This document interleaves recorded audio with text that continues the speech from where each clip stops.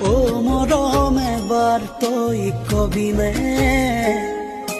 তই মোৰ আপোন বুলি ধৰিম ও মৰম আমি চলিব পৰাকে কিবা এটা কৰিম সময় দিবিনে